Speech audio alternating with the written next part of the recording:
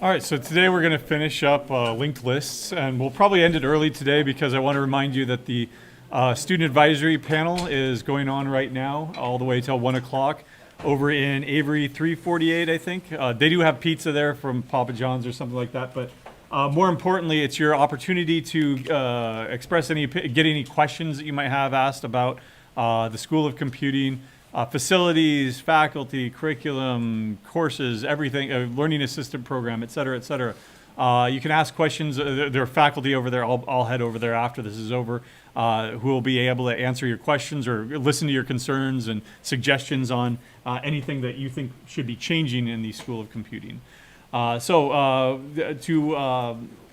kind of get us over there, let's go ahead and finish out our implementation of this linked list. We left off here with the last one here, remove. So the idea here is that if you have, say, 1, 2, 3, let me make a linked list here with 4 elements, right? And it goes on or whatever. Here's the head. And you want to remove this one right here. Say at index 0, 1, 2, you want to remove this guy right here. What that visually involves is simply just taking this thing and moving it out. Now be careful, because do you want to lose the rest of this list over here? Nope. So what you want to do is you want to make sure that this is pointing to whatever the remainder of the list was.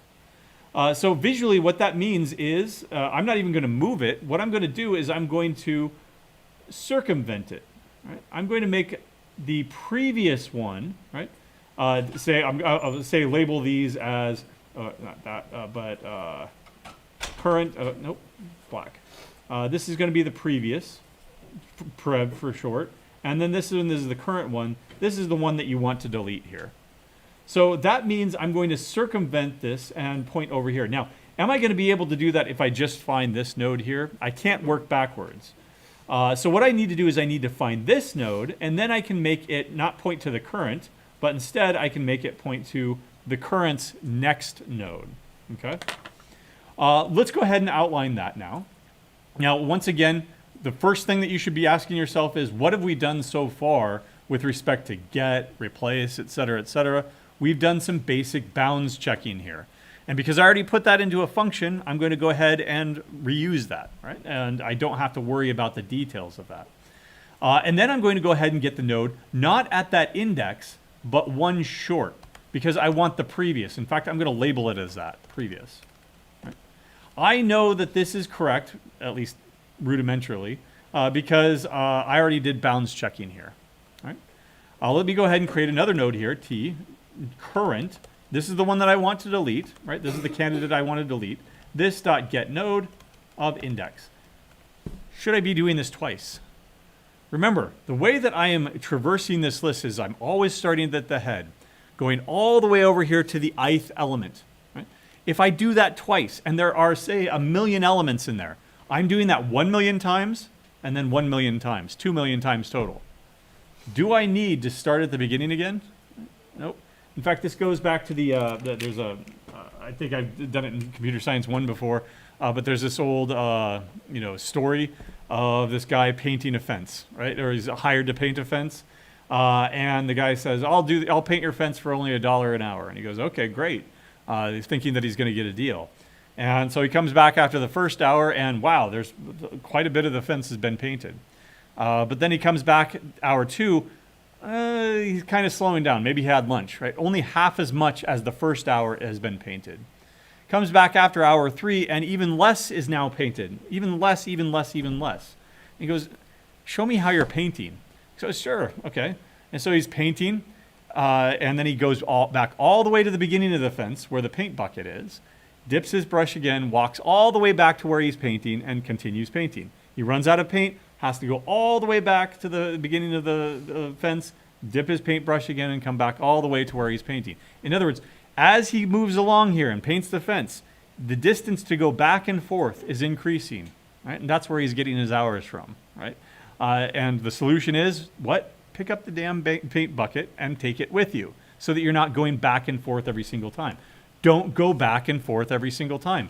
If you've already traversed 1 million elements here, all you have to do is say previous dot next to get the next one. Right? one more step instead of going back all the way to the beginning of the fence and starting over.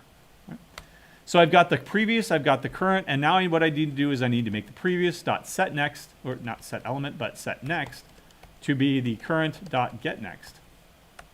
Next, there we go. That English flows really, really well. Set the previous, set its next to the current's next, right? Circumventing current entirely. Don't forget to adjust this dot size minus minus because you are removing something. Oh, now we have to actually return something. Remember, it removes and returns the element at the given index. Well, I do have that node. All I need to do is say return current dot get element. And I'm done. Let's come over here to demo and test it out. I forget what this looks like. So I've added 42, 35, 2. Looks like I've added 200 at the beginning. So let's see what that looks like now. There we go. And then I want to say list.remove the element at, say, index 2. This is 0, 1, 2. So I'm going to end up removing 35. System.out.println list remove. I want to make sure that it's actually printing out 35 because that's what gets removed. And let's print out the list to make sure that 35 has been removed. Hey, it worked. Ship it. Any more testing that you would want to do? Well, what about 1? Remove 42. All right, that works. What's a corner case that I should probably be thinking about? Yeah, removing the head. That is a completely different scenario. It doesn't work. Right? Why is it a completely different scenario? Again, look at it visually. All right. I don't want to remove that element anymore. What do I want to remove? I want to remove the head element entirely. That means taking this head reference and advancing it to the next. That's a completely special case because before, if I'm removing anything else here, I'm not touching the head reference at all. So let's detect that. Let's go ahead and come back over here. That's going to be a corner case. Bounds checking still valid. But if index is equal to 0, then I need to remove the head, ... Otherwise, I do the rest of this stuff down here. All right. And clean it up. There we go. All right. Remove the head. That means I'm going to say this dot head is equal to this dot head dot get next. That's it. Careful. Make sure that you are decrementing the size. And also make sure that you're returning whatever was at the old head dot get element. Uh-oh. Do I have the old head anymore? Nope. So we probably want to save that before we destroy it. Node t old head is equal to this dot head. All right. Am I guaranteed that the head exists if I'm in this block of code right now? Careful. We already did a bounds check.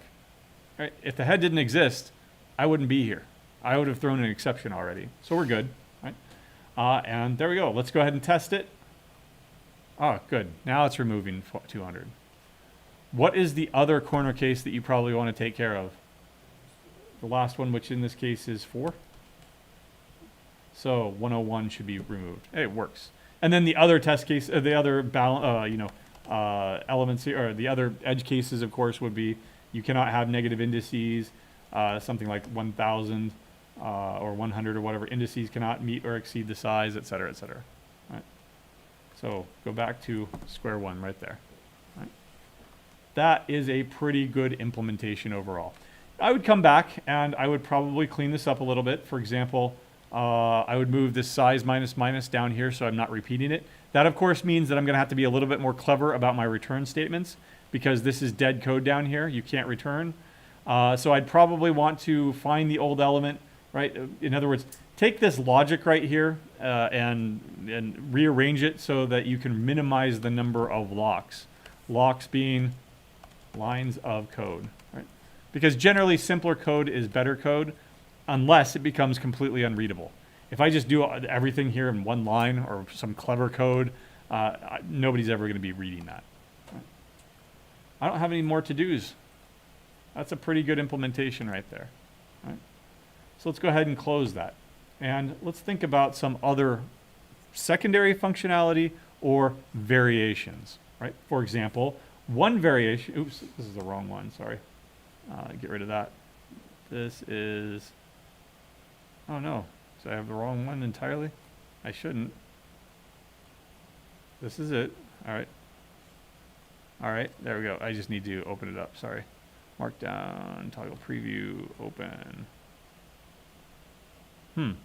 I never labeled it as such, but all right, let me fix that now.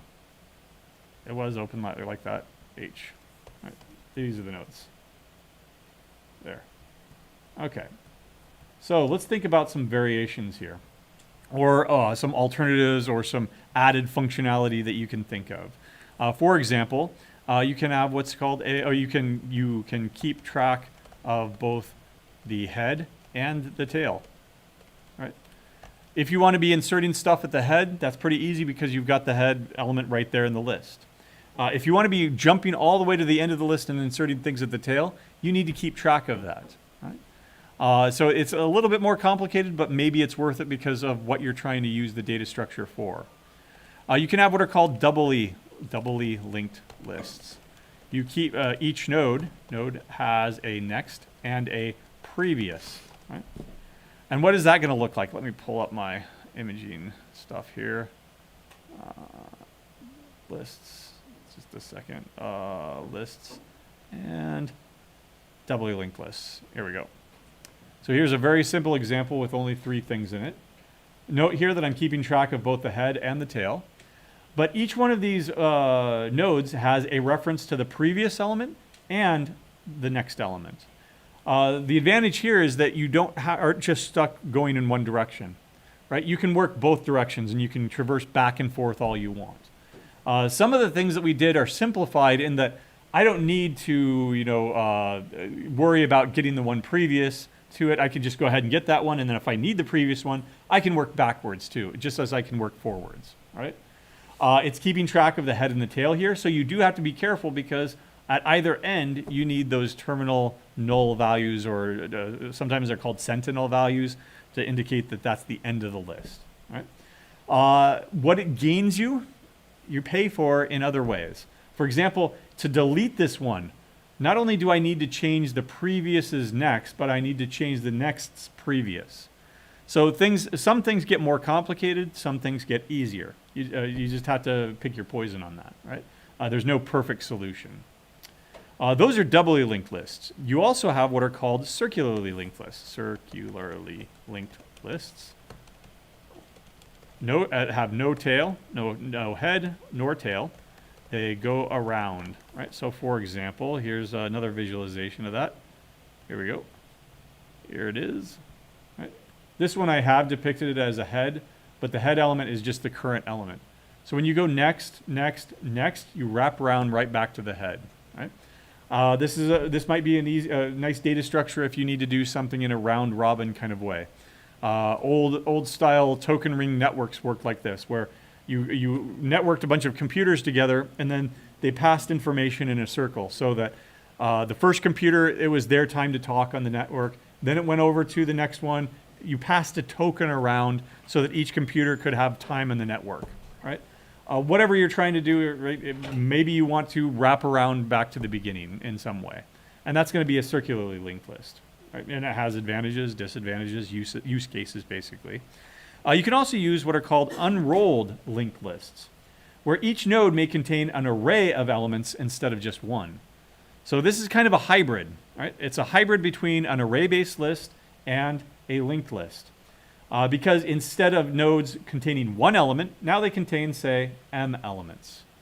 The only difference in code would be, well, let's jump to these. Where's my node class? All right, instead of this element here, it would have an array of elements. Right? Now, this m is usually chosen to be tunable, so that the number of elements that you store in this is the number of elements that can fit comfortably in one page of memory. Say 1 kilobyte or something like that, 4 kilobytes typically. So that you reduce cache misses and cache hits, or no, you don't want to reduce cache hits, you want to reduce cache misses, increase cache hits. You'll understand all that when you get to lower level programming, because one of the most expensive things that you can do is not have something in memory, in the processor memory. That way you have to go out to main memory, RAM, right? If it's not in RAM, you've missed it again. Now you have to go out to disk, and disk is super, super slow. You have to take it, that whatever's in disk, load it up into main memory. That gets loaded up into the processor memory. Processor memory is super, super fast. RAM, but very, very expensive, right? RAM, almost as fast, but way less expensive. Disk space, super, super cheap, super, super slow. So you have this memory hierarchy. And what you could do is you could say, okay, well, I don't want to load up one element. I want to load up M elements where M elements fit into a page of memory. Right? Now, you still have a head. You still have a traversal from one to the next. But instead of just holding one element, now each node holds M elements. It's a hybrid between the two. It's not purely an array-based list. It's not purely a linked list. It's somewhere in between. Right? Some of the benefits of each, some of the drawbacks of each. Right? Again, there's no perfect solution. The final one is what's called a skip list. Right? And I just stole this from Wikipedia, I think. The picture, that is. Right? So a skip list is basically kind of like a subway system, where if you go to any major city, you can get on a subway or a bus or a mass transit system.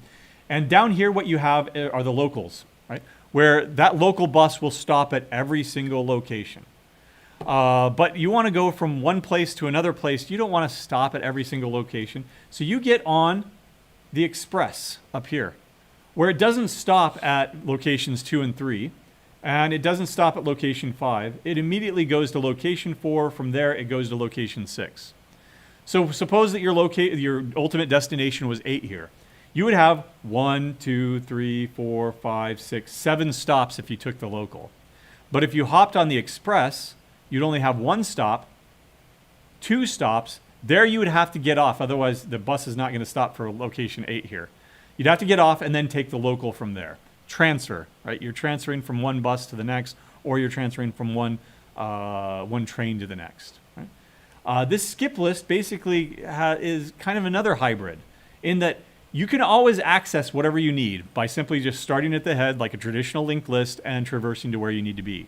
But if you want to access something all the way at the end, you can get on one of these skips and only have to traverse once, twice, and then maybe thrice, and then 4 times, right? By skipping other elements. The ultimate skip list is an array-based list, but we've already seen the drawbacks of that. Why is it the ultimate skip list? Because you have random access. You want to jump to a memory location, all you need to do is have the index to jump there, right? And so the ultimate skip list is an array-based list, but we've seen drawbacks to that already, and we'll see them again. Right? So a skip list is another way of treating this as a hybrid. Right? It's with some random access, and you can keep track of several nexts, basically. Okay. But what happens when this gets too dirty, right? Where now from any location you can go to skip to any other location. Right? Now you have something called a tournament graph. Let me show you what it looks like. Right. So here, let's move this down. So maybe you've done this, or you're going to be doing this in 235 very soon. If you have the ultimate skip list, then that means that the first one can jump to any location whatsoever. That means the second one can jump to any location whatsoever. That means the third one can do the same, and the fourth one. Right? This is a tournament graph or a complete. Have you talked about DAG? Have you talked about graphs at all yet in 235? Okay. This is a complete DAG. What does a DAG stand for? Directed acyclic graph. Acyclic. Why is it acyclic? Because you never go back, right? It's a directed acyclic graph. And in this case, it's complete. It has every single possibility. It's extremely complex, right? In fact, it's n-squared complex. And we don't like n-squared, as we'll soon learn when we start covering algorithms and data structure, algorithms and algorithm analysis, right? So, right? Eventually, if you just keep adding skip everywhere, then it gets dirty to the point where it's a complete DAG, and then it becomes useless. Okay. All right, so those are some of the variations. There are two more variations that we're really going to focus on here. The first one is stacks. You've seen them before, right? What context have you seen stacks before? Remind me. So what's your favorite, what if you stack? Yeah, like memory, right?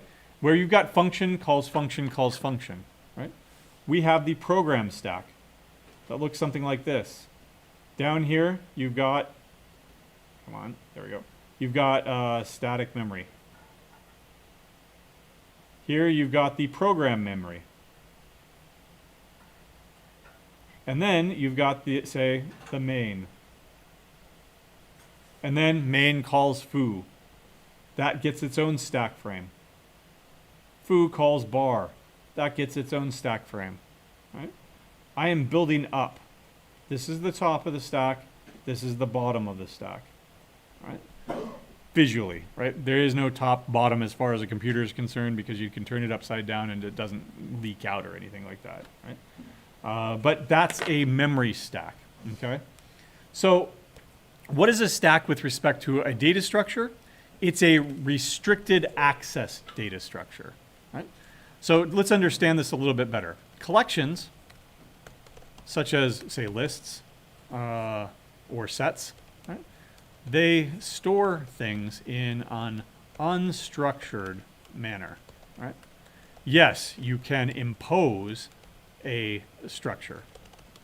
You sort a list, right? This rearranges and imposes an order on the list, right? You can't do that with a set because a set is unordered. But this is with respect to the state of the data structure, right? The actual array, if it's an array-based list, you would rearrange that, right? That's the state. What we're going to do is we're going to restrict or impose or create structure via a data structure's behavior. Right? And when we say behavior, we mean methods. In particular, the public interface. In other words, the publicly available methods. All right? We're not going to just allow you arbitrary access like we did with the two data structures that we just designed and implemented. We're going to restrict that access. The way that we're going to restrict that with a stack is through two operations, push and pop. So do you remember those operations? You push something on top of the stack, you add something, an element, to the top of the stack, right? Pop is you remove and return, parenthetical, the element at the top of the stack. And again, here it's top, it doesn't matter, it's just one end, okay? For this reason, a stack is a LIFO data structure. Do you remember what that stands for? Last in, first out. Let's illustrate it visually over here. I'm going to create a stack with this visualization. I wanted it perfect.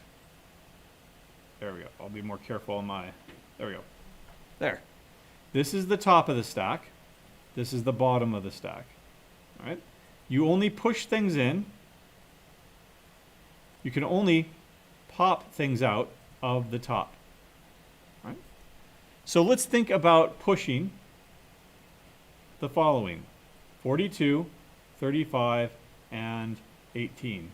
All right? Jackie, Justin, and Imanaga. Right? So those are my players for the day. Right? You can choose your own players if you want. All right, so 42 here. Right? I can make it look nicer. There we go. 42. There we go. I'm going to push that on top of the stack. It's an initially empty stack, so ultimately it ends up at the bottom. Okay? Now I'm going to push 35.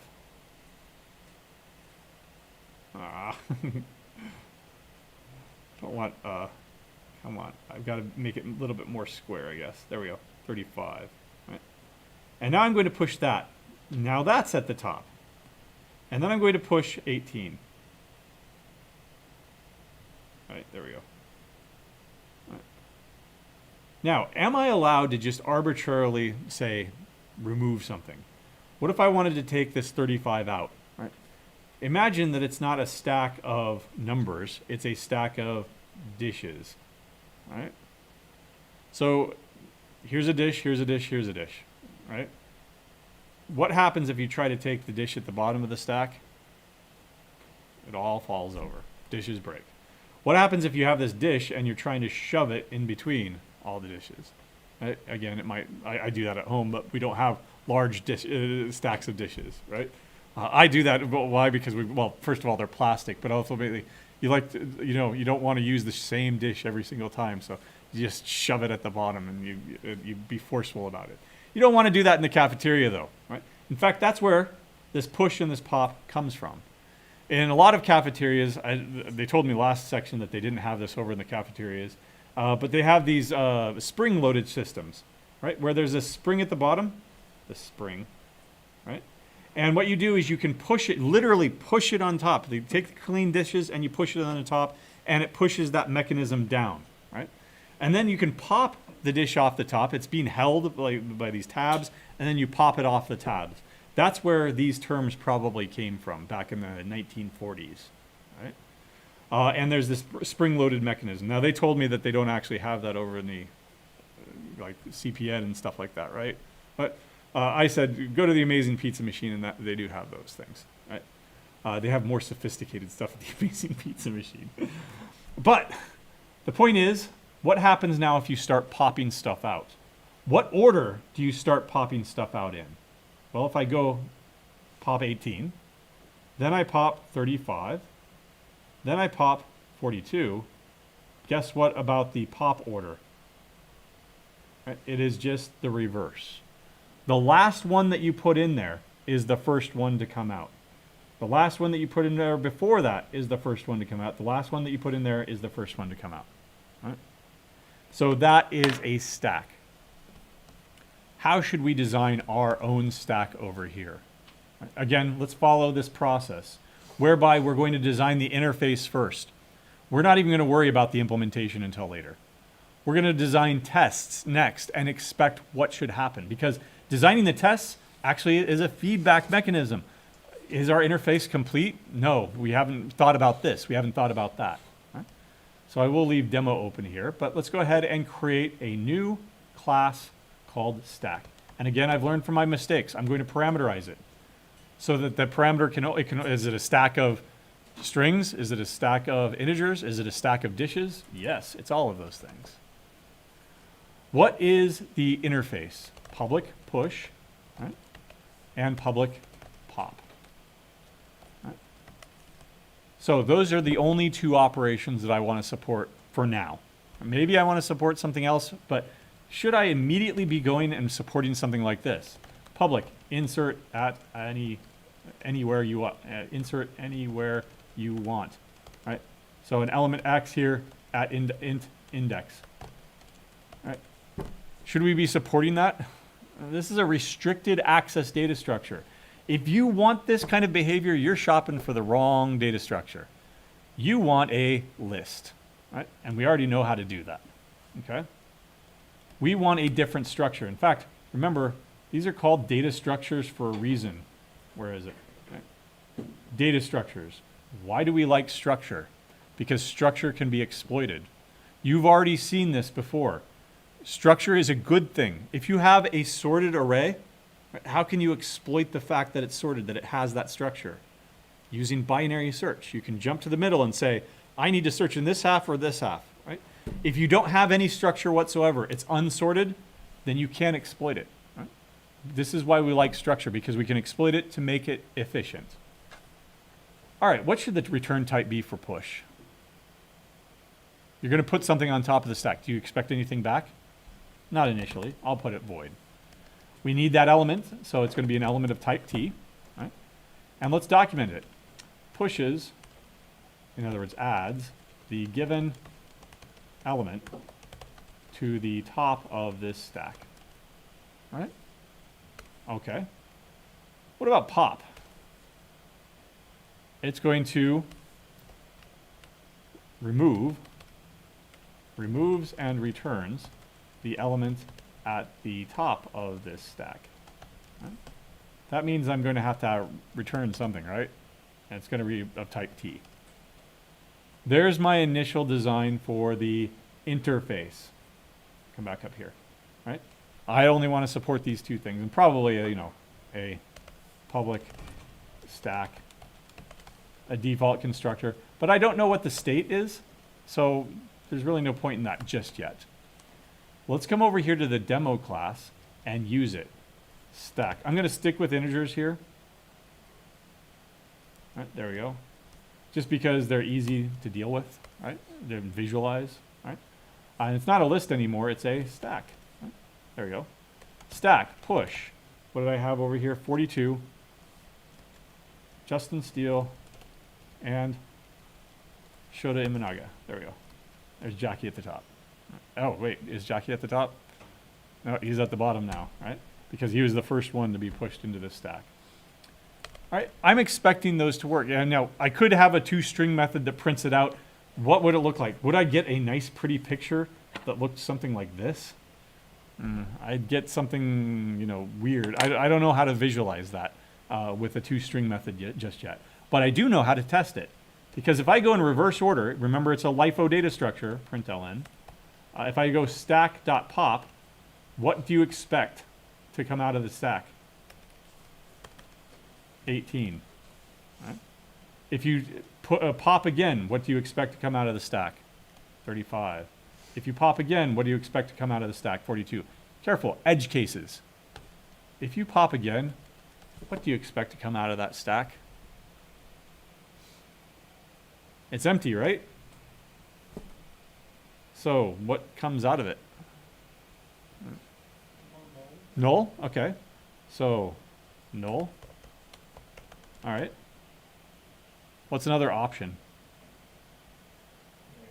An error. So in other words, throw an exception. Right.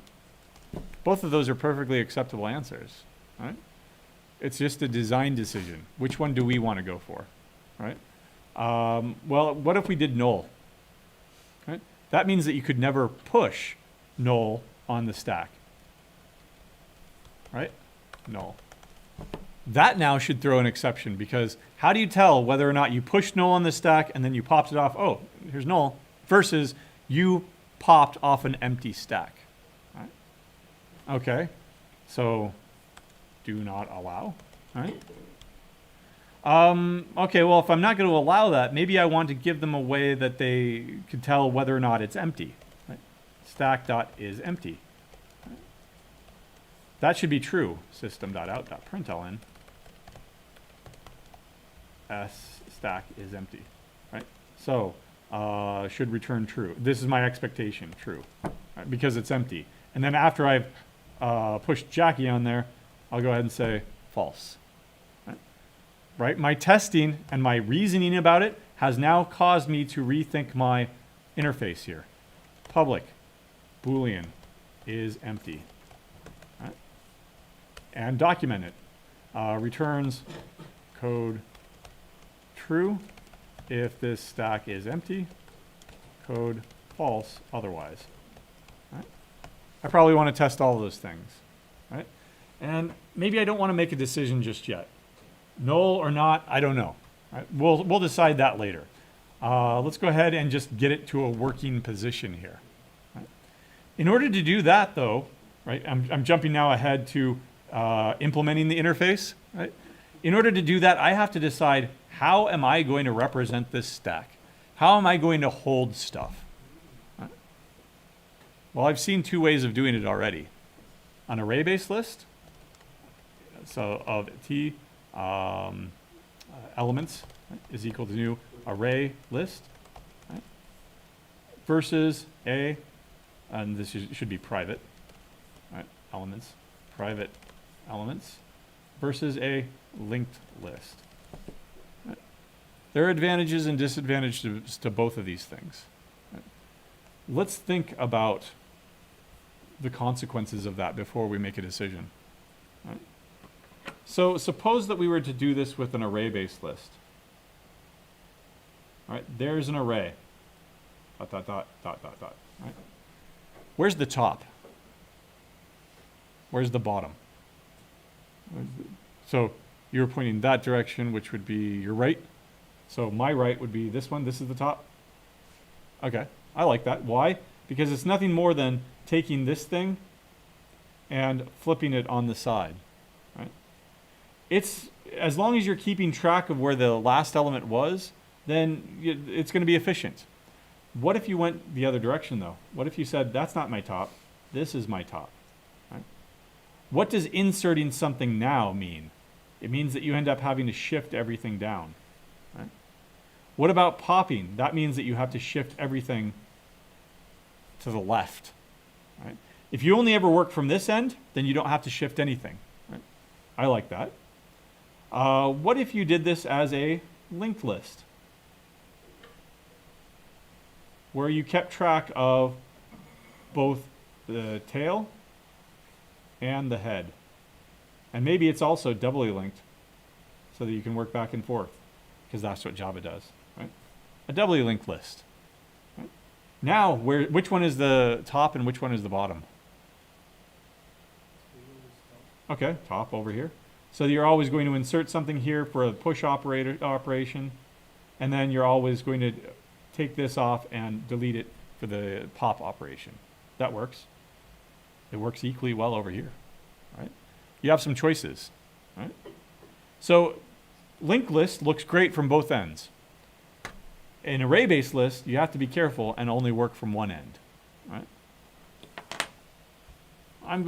My head hurts. I don't want to think about that, so I'll just go ahead and go with a linked list for now. Right? Remember at the beginning I said that in all these designs we were going to bring all of the object-oriented programming principles to bear, right? Including, let's see, where are we? Here we go. Encapsulation, abstraction, inheritance, polymorphism. Now I'm cheating by doing something else. Right? This is composition. Right? I am wrapping this complex data structure inside of another data structure. And I'm restricting the way that you interact with it. Push and pop only. Right? I'm not going to allow you, yes, a linked list in particular, allows you to jump to the middle and then put something there. I'm not going to allow that, because I'm not going to make any public methods that allow you to do that. But I'm going to go ahead and reuse all the things that I've used before. Remember, there's a concept of prefer composition over inheritance. Is a stack a list? Is a list a stack?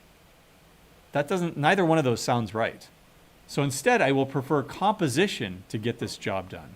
I'm going to put a list inside of it and then change its behavior, change its interface by only publishing certain things. Push and pop. Push is going to be this .elements.add element. Remember that add is adding to the end of the list. Okay. Pop, return this .elements.remove. Isn't there a remove last? Remove. There's not a remove last, so I'm going to have to do an index here. All right. And this is going to be this.elements.size -1, because it's still 0 index. 0, 1, 2, 3, 4, -1, 5 minus 1 gives me 4. Right? That's it. They're one-liners. Right? Let's test it. Actually, sorry. Is empty. This is going to be what? Return this.elements.is empty. Guess what? We already have it done. Right? And run this. False. Well, true, false, 18, 35, 42. Wonderful. All my expectations are met now. Right? And all it did was require me to change the interface to this. Right? Using composition so I didn't have to repeat myself. And, I mean, look at this. If I did that, I would have to repeat like 1,200 lines of code. Then get rid of 90% of it because I don't want to support it. Right? I just want a push and pop operation, and maybe other convenience functions like is empty. Right? So with a memory stack, what happens if eventually you fill it up? You get to the top. Remember, a program stack is limited to, say, 4 megabytes or something like that. What happens if you try to call another function on top of that? There's a nice website named after it. Stack Overflow. We overflow the stack. Are we ever going to overflow this stack? Not as long as we got memory, right? But maybe a variation is an element limited version, right? At most, say 100 elements. In which case we would want to add is full, right? And maybe also get capacity, right? And maybe also get remaining capacity, because we don't want to push something onto something that's about to be full or something, right? Lots of variations that we could do with this, but otherwise, there is your basic stack, right? You can add stuff all day long, you can pop stuff all day long.